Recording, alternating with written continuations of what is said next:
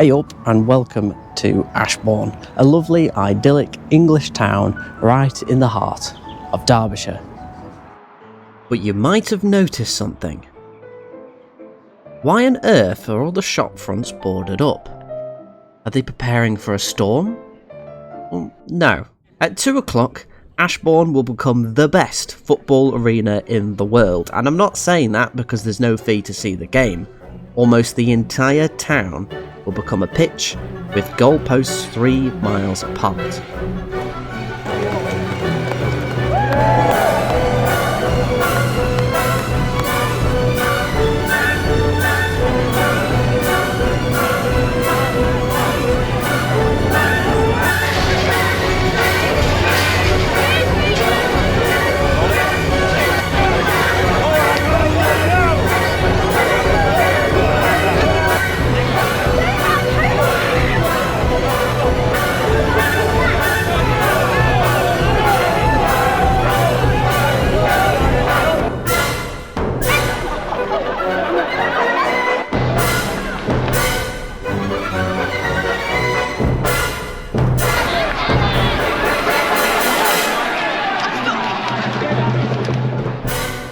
Now we've had that grand introduction, I want to tell you a little bit more of the history of this game.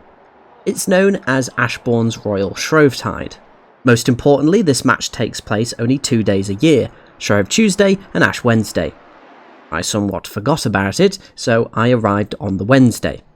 It starts at 2, ends at 10. If a goal has already been scored before 6, then the game is restarted back at the plinth. Ah yes, the plinth. In the middle of Shawcroft car park is a lovely new stone plinth, where a local man will be given the honour of turning up the ball, basically starting the game. A plinth has stood here for some time, but come 2023 it was replaced by this lovely sandstone design, and it certainly hints at its rich history. It also commemorates the 2 times the Royals kicked off the game. Not the reason why it's a royal game, may I add, it was because a ball was gifted to Princess Mary in 1922 as a wedding gift. As a mark of gratitude, it became royal. But I'd like to say it's lovely to see something with the King's insignia on it. I'm not a royalist, but it's tradition, very much the same as this game. The first records of such being in 1667. Now unfortunately, a fire in the committee's office in the 1890s means that the original origins are a bit lost, well, charred. But as far as we know, the rules today are pretty much the same as they used to be back then. There's little to no rules, it gets fairly violent, hence the boarded up windows, and it always garners huge crowds from locals to out-of-towners, such as myself. Speaking of locals, one last thing I wanted to mention before I show you a little bit of the start of the game. Those who play is split between those born on the north and the south sides of the river, that being the upwards and the downwards respectively. From the Marshals. The Marshals have your safety, the protection of property and the continuation of the game as their priorities. Please.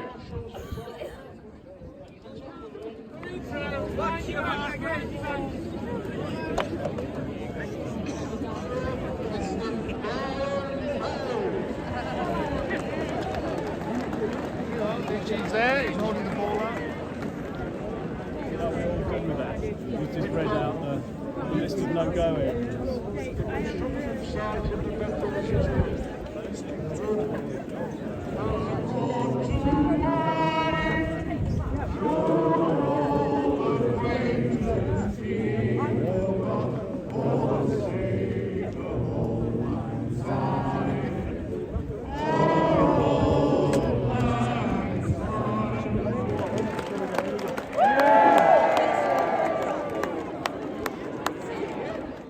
So, as the footage plays on, I want to talk about the ball itself. The thing that they're sort of smacking, bashing about, it's not your average football. It's far from it. It's made by a local craftsman, specially for each game, and they all have unique designs. Those designs will reflect parts of the turn-ups, that's the person starting up the game, their lives and interests. The ball is larger than an average football and it is filled with Portuguese cork to make sure that it floats when it inevitably ends up in the river. Now I didn't manage to catch it on camera, but someone, as soon as I stopped recording, managed to lob it straight into the estate, and then soon we were quickly on the move.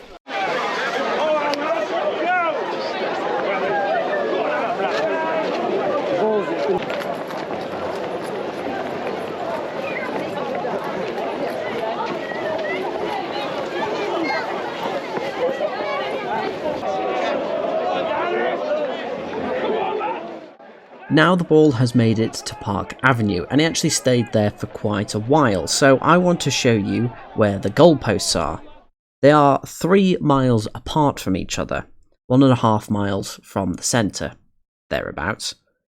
The Clifton one is down here, and the Sturston goal is here, and I actually walked it from town, and it was a good 30-minute walk from Park Avenue. I also met a lovely chap right at the end, waiting for the ball to head his way. Yeah, I'm Christopher Knight. I've played this game about 5 years so far, and I've been in the river, I've been in the fish pond, I've had injuries off the game, but I also do a sport called cliff jumping, and that's jumping from a height into a big pool of water. But even that still doesn't match the adrenaline that I get from playing Shrovetide. The buzz you get, the anticipation, it's just over the world. Something that you can't, I've not found nothing so far in 38 years to actually match this. It's brilliant. Now just behind Christopher is one of the goals. In the past, each goalpost used to be sites of mills, and the goals do indeed reflect that by being millstones. They are both placed on the opposite side of the river, basically forcing you in, and to score you have to whack the ball against it 3 times. Now luck would have it, walking back the upwards had actually pushed it closer to the Sturston goal. But unfortunately, it got stuck in Park Avenue and it did stay there for the rest of the day. Well, as far as I'm aware. Unfortunately, the last bus out of Ashbourne was at 5 o'clock, so I did have to leave early. But I will tell you what happens if someone does score, like what the Downards did the day before. Basically, the ball will be handed back to the person who scored. They'll then make their way down to the Green Man pub in the centre of town. If the committee agrees it was a legitimate goal, then the scorer gets to keep the ball. If it's not a goal, like it was on the Wednesday, then the turner-up gets to keep, basically, their own ball. And that's my experience from Shrovetide, what you might be able to expect in the years coming, and of course the history of such. Now, like they said on the megaphone, it is a local sport for local people, so I would say if you're an out-of-towner, stay back. Don't be shoving cameras into people's faces, don't be flying drones over crowds. But it was great to see a piece of living history still being played today, and I hope it goes on for as long as Ashbourne exists. Other than that, I hope you've enjoyed the rest of the week, whatever you get up to, and until next time, ta-ra. Respect our Ashbourne Shrovetide game, and it will continue. Abuse the privilege, and the game is lost forever.